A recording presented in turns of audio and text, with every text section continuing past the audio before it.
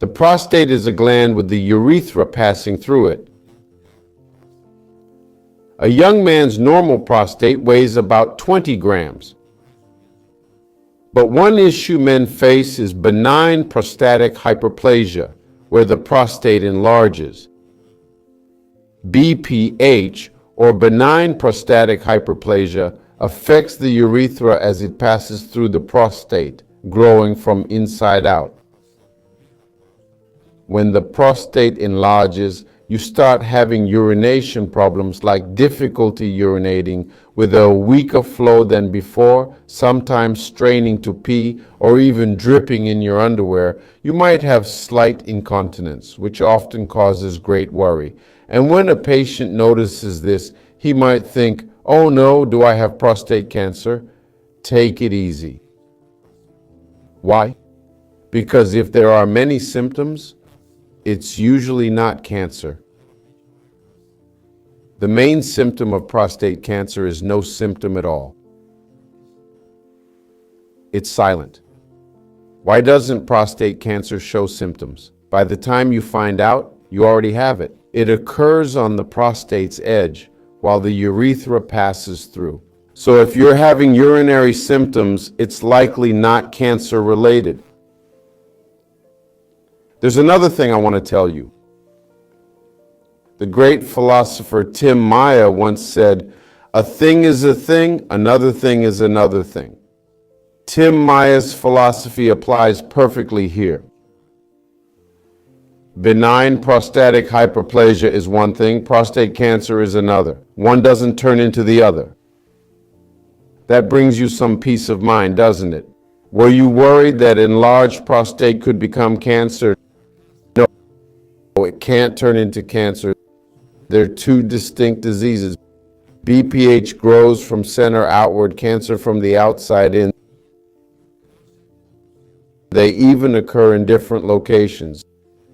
To know if this is happening, symptoms of benign prostatic hyperplasia will appear.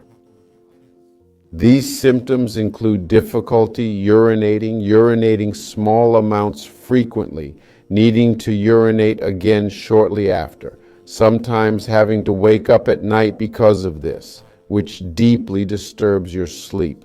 This is a serious issue because if you get up 2, 3, 4 times to urinate, you end up not getting restful sleep that night, which will impact your overall health. It's called benign prostatic hyperplasia because it's benign for the prostate, but it can have major effects. If it's severely disrupting your sleep, consult your doctor. You might take something to reduce nighttime urination. There are alpha blockers your doctor knows well that let you hold more urine and only empty your bladder in the morning. Let me tell you about a test that might become obsolete, PSA or prostate-specific antigen, which has levels 0 to 4, 4 to 10, and above 10. It has different meanings, but we won't get into that here. I'd like to tell you that several factors can increase PSA. For instance, horseback riding, sex, cycling, intense workouts, or running a marathon. All these activities can raise PSA levels. PSA increases in both benign prostatic hyperplasia and cancer. So it's often hard to tell, is the high PSA cancer or not? People get scared and start getting biopsies. Let me explain what a biopsy is. A biopsy makes about 18 small holes in your prostate to check for issues. I want to use an analogy to help you understand. Imagine I have a pond where I raise carp. You'll visit me and I'll show you my carp farm, but the water's murky. I cast a net, but when I pull it up, there's not a single carp in it. Does that mean there are no carp in the lake? No, it doesn't mean anything. The fish just weren't where I cast the net. The same applies to prostate biopsies. With breast biopsies, you target a lump. You use ultrasound to biopsy the lump, but the prostate doesn't have lumps. So I don't have a specific target for the biopsy. I'll do 18 biopsies which can have complications. If you look it up online, you'll find cases of month-long hospitalizations after prostate biopsies due to bleeding. A negative result doesn't guarantee there's nothing there. Like the net, you might miss the fish. The fish simply didn't end up in the net. You might get a biopsy, but if it's on one side and the cancer's on the other, you'll miss it. So consider this when deciding whether to get a biopsy or not. The main concern with prostate cancer is metastasis. It's spreading. Studies show that biopsies by piercing the prostate may contribute to metastasis. But let me give you two important facts to consider. First, only 7% of prostate cancers will metastasize. So you're more likely to die with it than because of it. A person with prostate cancer might die with it, not from it, as metastasis risk is just 7%. In developed countries, for those over 65, the approach now is to monitor, not intervene.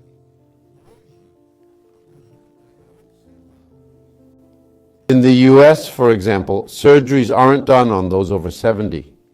And from 65 to 70, there are major restrictions on operations. Understand? Eventually, every man will develop prostate cancer.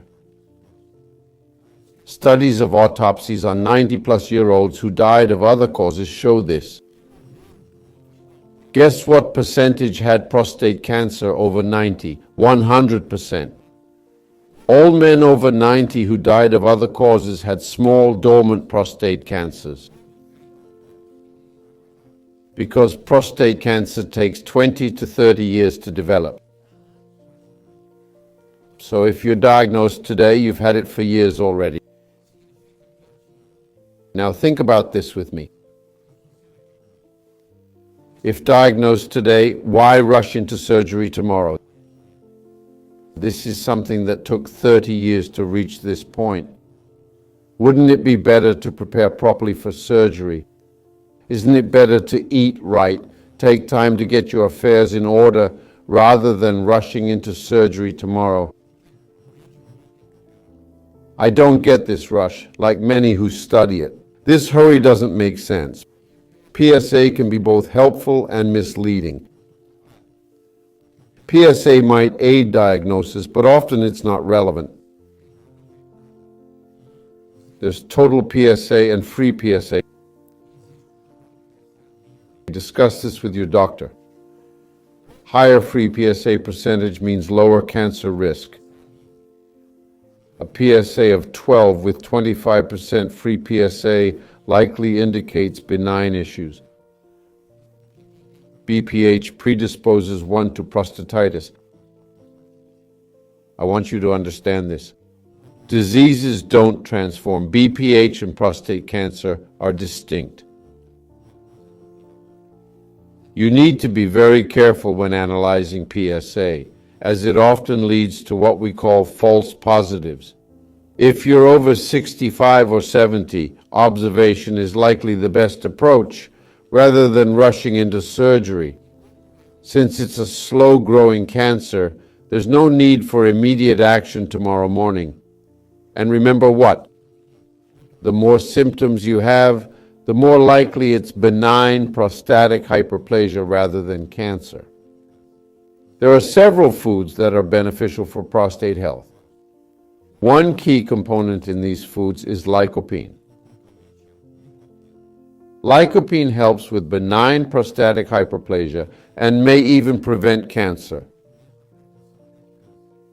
However, lycopene is fat-soluble, not water-soluble.